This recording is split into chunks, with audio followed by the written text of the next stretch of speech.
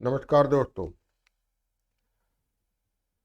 आज के वीडियो में चर्चा करेंगे बायोडाइवर्सिटी के बारे में, लेकिन एक अलग तरह की बायोडाइवर्सिटी यानी कि जैव विविधता, जो कि नॉर्मल बायोडाइवर्सिटी से थोड़ी अलग है, जिस पर ज़्यादा ध्यान नहीं दिया जाता है। देखिए, जब बायोडाइवर्सिटी यानी कि बायोलॉजिकल डाइवर्सिटी ऑन द अर्थ, इसकी हम बात करते हैं तो हमारा ध्यान जाता है कि भाई आसपास हमारे जो पेड़ पौधे हैं, जीव जंतु हैं, उन पर जाता है। लेकिन एक और बायोडाइवर्सिटी है, बायोलॉजिकल डाइवर्सिटी है, जो कि ज़मीन के नीचे यानी कि हमारे पैरों के नीचे जो सॉइल है, मिट्टी है, वहाँ पाई जाती है। तो उस यानी कि जिसको हम सॉइल बायोडाइवर्सिटी कहते हैं, जिसको हम जानते हुए भी जनरली नज़रअंदाज कर देते हैं, जबकि उस बायोडाइवर्सिटी का बहुत बड़ा रोल है इससे धरती पर लाइफ को चलाने में, जो लाइफ साइकिल को जिंदा रखने में, सस्टेन करने में, आगे बढ़ाने में, चाहे ह्यूमन बीइंग्स की बात हो या और जीव जंतुओं की बात हो, तो उस बायोडाइवर्सिटी का बहुत बड़ा योगदान है। और उस बायोडाइवर्सिटी में कौन कौन से कंपोनेंट्स हैं, ये आज के वीडियो में मैं चर्चा करूँगा। तो उसको आखिर तक ध्यान से देखिएगा। स्पेशली उन कैंडिडेट्स के लिए ये बहुत इम्पॉर्टेंट है जो various types of competitive exam दे रहे हैं, और ये ऐसे में भी पूछा जा सकता है या फिर जनरल स्टडीज़ में भी ये टॉपिक कवर हो जाएगा। तो मैं अपने पीपीटी पर आपको ले चलता हूँ सीधे, without making any further delay.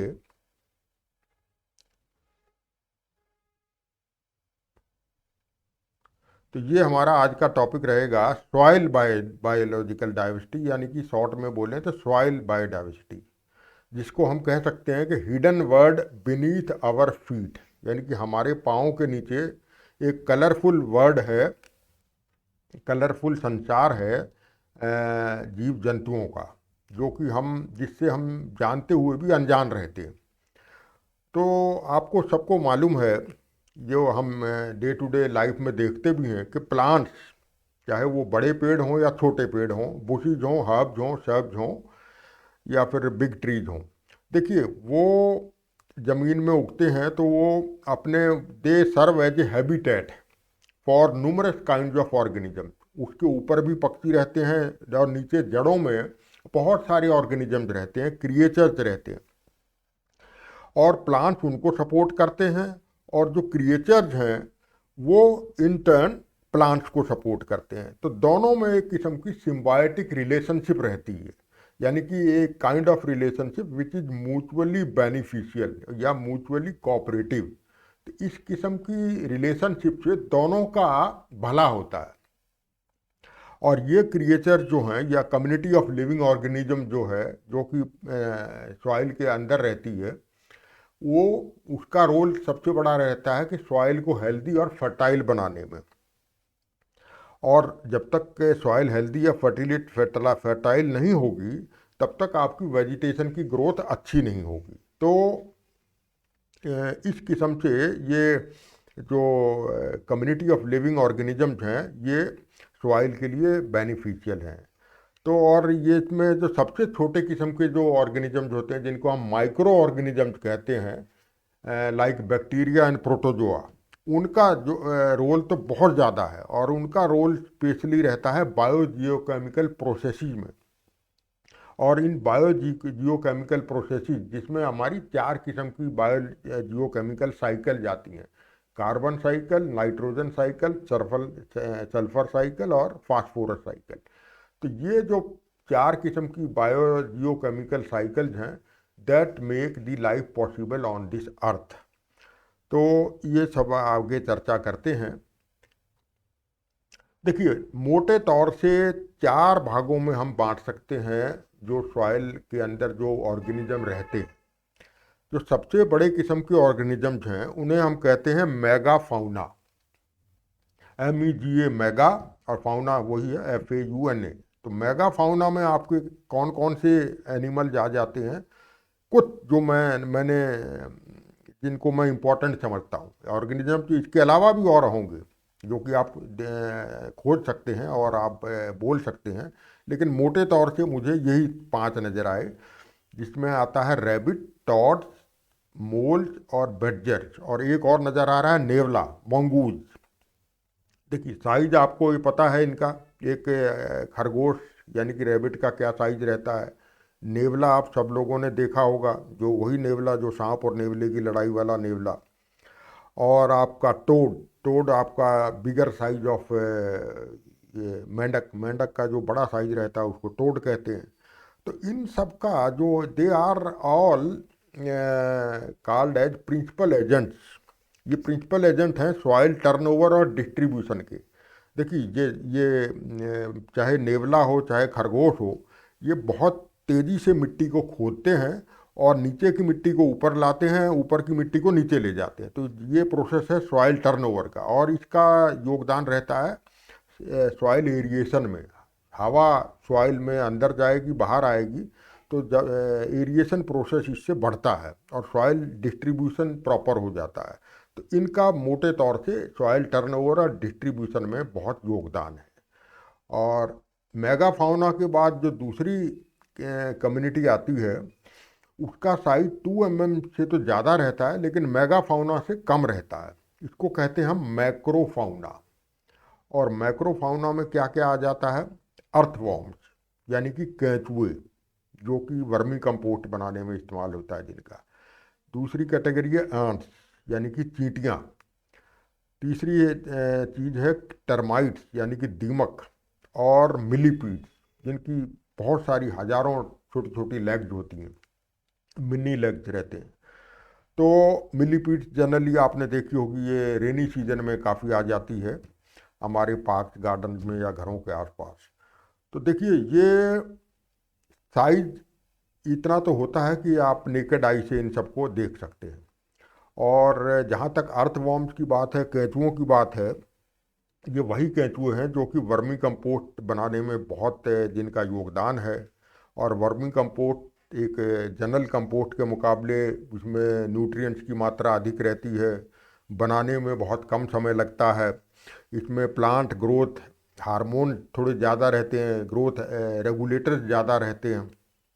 और ये केंचुए इतने सहायक हैं आपको मिट्टी को फर्टाइल बनाने में, कि इनकी जो प्राकृतिक खेती पे जो आजकल मोदी गवर्नमेंट बहुत जोर दे रही है। आपके गुजरात के राज्यपाल हैं आचार्य देवव्रत, वो बहुत जोर दे रहे हैं सारे इंडिया में घूम घूम करके, कि क्योंकि जो केमिकल फर्टिलाइजर्स हम लोग जो खेती में इस्तेमाल करते हैं, उनकी वजह से ये सारे केंचुए नष्ट हो रहे हैं, अर्थवॉर्म्स डिस्ट्रॉय हो रहे हैं। तो इनको पुनर्जीवित करना और प्राकृतिक खेती की ओर बढ़ना, जहर मुक्त खेती को ख़त्म करना, जहर वाली जहरीली खेती को हटाना जिसमें केमिकल फर्टिलाइजर का इस्तेमाल होता है, तो इस किस्म के अर्थवॉर्म्स को बढ़ावा दिया जा रहा है। तो ये एक बड़े इनको हम पॉजिटिव एजेंट्स के रूप में लेते हैं। हालांकि दीमक हुई या फिर ये ज़्यादा ये तो हार्मफुल ही रहती हैं, लेकिन इनका योगदान जो है सॉइल ड्रेनेज और एरिएशन में, इन सभी कम्युनिटीज़ का जो यहाँ मैं दिखा रहा हूँ आपको इस पिक्चर में, इन सब का सॉइल ड्रेनेज और सॉइल एरिएशन में बहुत बड़ा योगदान है। देखिए ड्रेनेज अगर आपकी सॉइल की अच्छी नहीं होगी तो वाटर लॉगिंग बढ़ जाएगी, वाटर लॉगिंग अगर होगी तो आपका ग्रोथ जो वेजिटेशन की है वो पुअर होगी, या फिर वो उसकी डेथ भी हो सकती है, मॉर्टेलिटी भी हो सकती है। इसी तरह से एरिएशन, सॉइल में जो हवा पास होती है ऊपर से नीचे, नीचे से ऊपर, तो उसमें भी इनका बड़ा योगदान है। पहले वाले मेगा फाउना का तो था ही था एरिएशन में, इनका उससे भी ज़्यादा योगदान है। तीसरी कैटेगरी जो इसमें आती है वो मीजोफाउना, यानी कि जिनका साइज 0.1 mm से 2 mm के बीच रहता है, और बिना माइक्रोस्कोप के हम इनको देख नहीं सकते। जनरली ये इनवर्टिब्रेट्स रहते हैं जिनकी रीढ़ की हड्डी नहीं होती, जिसमें माइट्स, नीमाटोड्स, डिप्लूरा रहते हैं। ये जो दिखाए गए हैं ये तो थोड़ा अनलार्ज पिक्चर मैं दिखा रहा हूँ आपको, अदरवाइज इनका साइज बहुत माइक्रोस्कोपिक होता है, और we can see them only with the help of microscope. तो ये तीसरी कैटेगरी हो गई मीजोफाउना।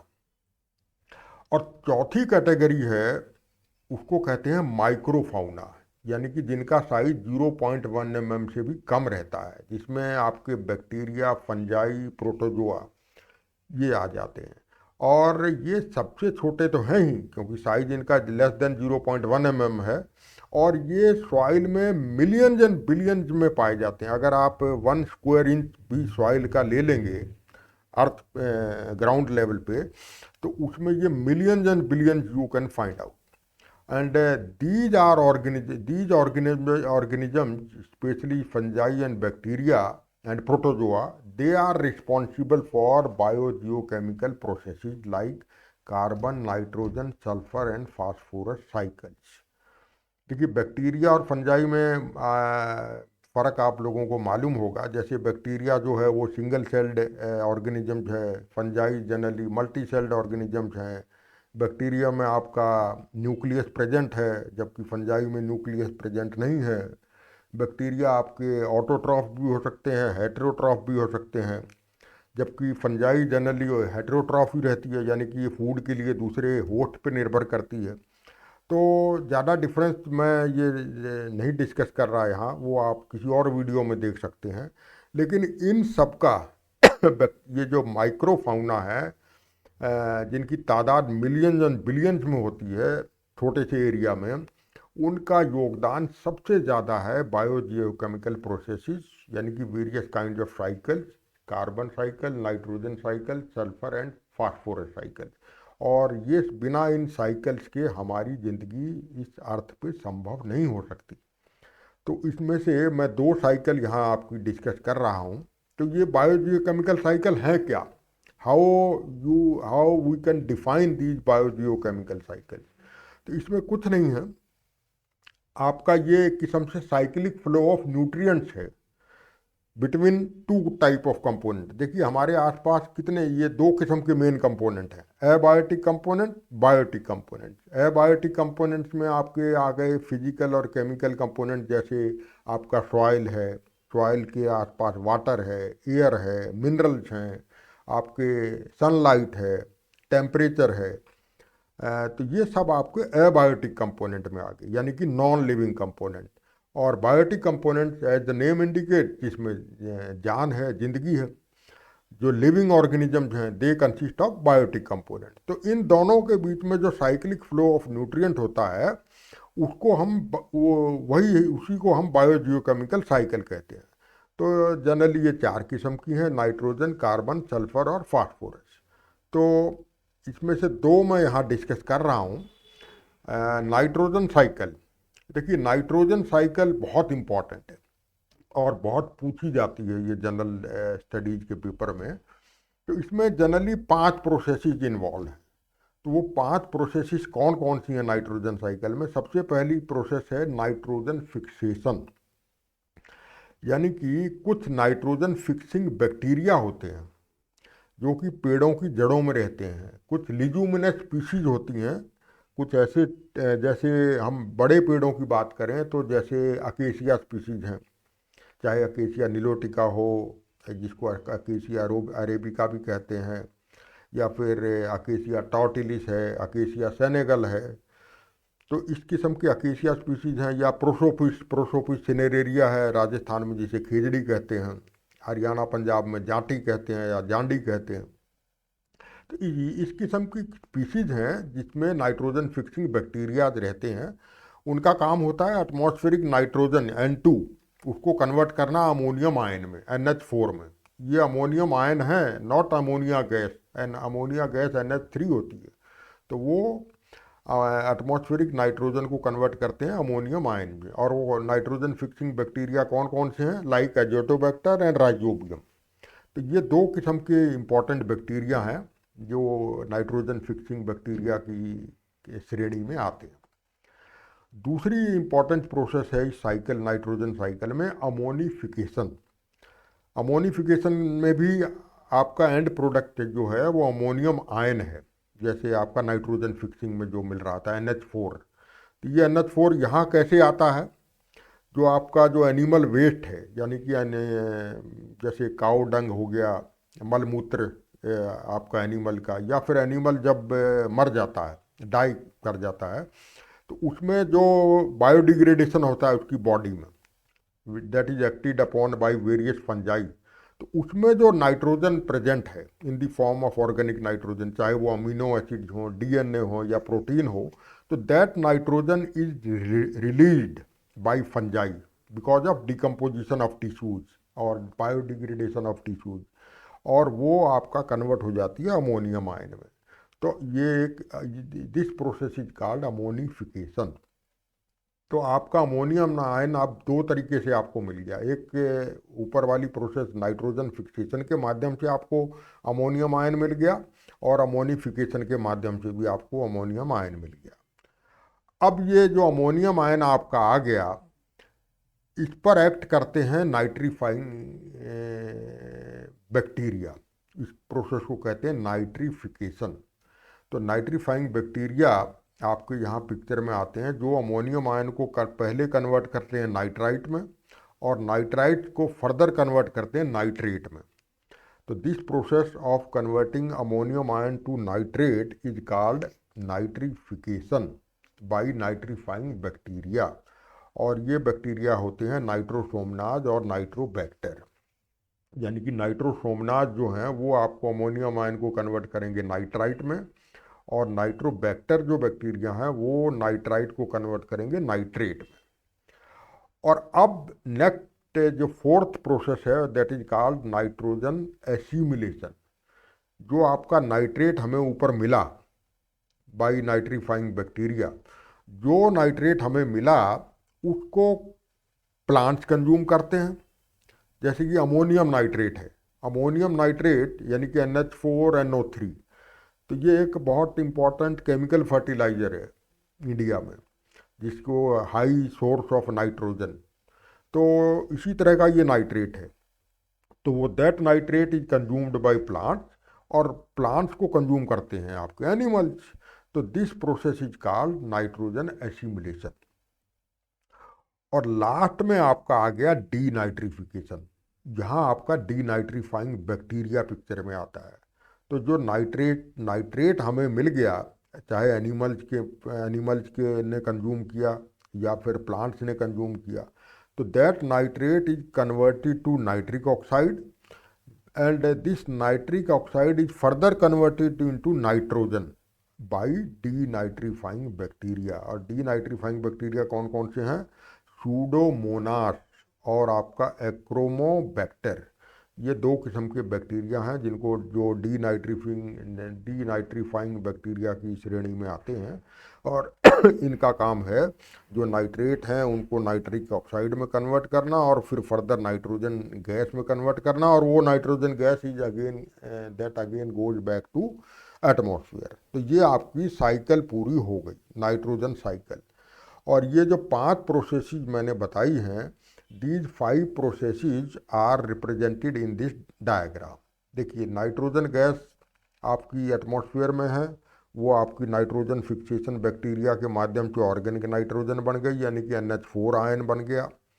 NH4 फिर आपका फिर अमोनिफिकेशन के माध्यम से भी हमें अमोनियम आयन मिल गया, और फिर वो नाइट्रीफिकेशन प्रोसेस लगती है बाई नाइट्रीफाइंग बैक्टीरिया, और फिर आपका डीनाइट्रीफाइंग बैक्टीरिया पिक्चर में आता है, यानी कि nitrate are further converted into nitrite and nitrogen gas.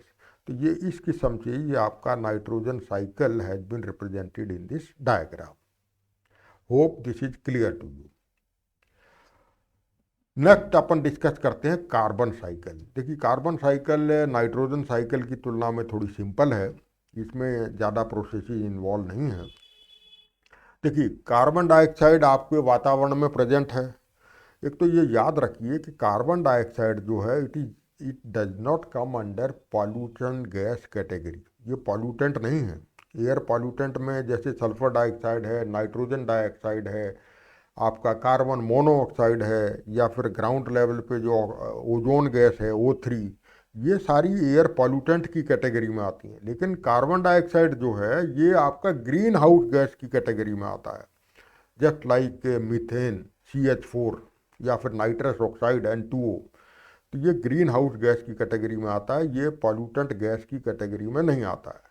तो ये जो कार्बन डाइऑक्साइड प्रेजेंट है वातावरण में, this carbon dioxide is consumed by plants, and all of you know that in the presence of sunlight the plants consume carbon dioxide, and through photosynthesis they produce food, their own food in the form of sugars. और इस process में oxygen वो carbon dioxide consume करेंगे, oxygen release करेंगे, जो कि प्राणवायु है हम सब के लिए, चाहे जितने भी जीव जंतु हैं या ह्यूमन बींग्स हैं, सबके लिए प्राणवायु ऑक्सीजन रिलीज करते हैं। और इन टर्न जब पत्ते या ये small branches twig they fall down on the earth, they undergoes decomposition and degradation. और ये डिग्रेडेशन अगर बहुत सालों तक चलता है बहुत ज़मीन के नीचे, तो that is converted into fossil and fossil fuels. और छोटे मोटे लेवल पे अगर ये डिकम्पोजिशन चलेगा तो उसमें आपका वेस्ट प्रोडक्ट बनेगा, यानी कि फर्टिलाइज़र, और साथ में कार्बन डाइऑक्साइड रिलीज होगी। This carbon dioxide further goes back to the atmosphere. और कार्बन डाइऑक्साइड आपकी कहाँ कहाँ से आती है? आपकी जितनी फैक्ट्रीज हैं, आपकी जितने ऑटोमोबाइल्स हैं,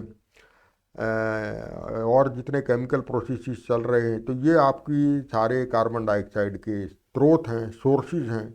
और प्लांट रिस्पिरेशन, यानी कि प्लांट जो आपका उसमें जो फूड होता है, उस फूड यानी कि in the form of sugar, that food is broken by plants to produce some energy for their own growth. तो इसमें भी यानी कि ये रिस्पिरेशन जो है ये फोटोसिंथेसिस का अपोजिट प्रोसेस होता है। फोटोसिंथेसिस में कार्बन डाइऑक्साइड कंज्यूम होती है और ऑक्सीजन प्रोड्यूस होती है। प्लांट रिस्पिरेशन में ऑक्सीजन जो है कि वो कंज्यूम करता है प्लांट, और कार्बन डाइऑक्साइड रिलीज करता है। तो प्लांट इसी तरह से एनिमल रिस्पिरेशन होता है, प्लांट रेस्पिरेशन होता है, कुछ रूट से भी रेस्पिरेशन होता है। तो ये सारी रेस्पिरेशन प्रोसेसेस हैं, तो ये भी कार्बन डाइऑक्साइड को रिलीज करती रहती हैं इन दी एटमॉस्फेयर। तो इस तरह से ये आपकी साइकिल चल रही है। This cycle is called carbon cycle. तो मैंने आपको दो ये साइकिल्स के बारे में समझा दिया, where ultimate aim was to show you that how these small microorganisms, various kind of bacteria, protozoa, they are helpful in sustaining these biogeochemical processes or biogeochemical cycles. Without these cycles, our life on this earth will not be possible. तो आज के video में इतना ही। अगर आपको ये content पसंद आए तो आप वीडियो को ज़रूर शेयर कीजिएगा, लाइक कीजिएगा, कमेंट कीजिएगा। अगर अभी तक ये चैनल सब्सक्राइब नहीं किया है तो सब्सक्राइब ज़रूर कीजिएगा, specially by candidates of various exam appearing in various exam conducted by union public service commission और other state public service commission. तो ये वीडियो जो उनके लिए बहुत सहायक सिद्ध होंगे। तो आज के अंक में इतना ही। Thank you so much. नमस्कार।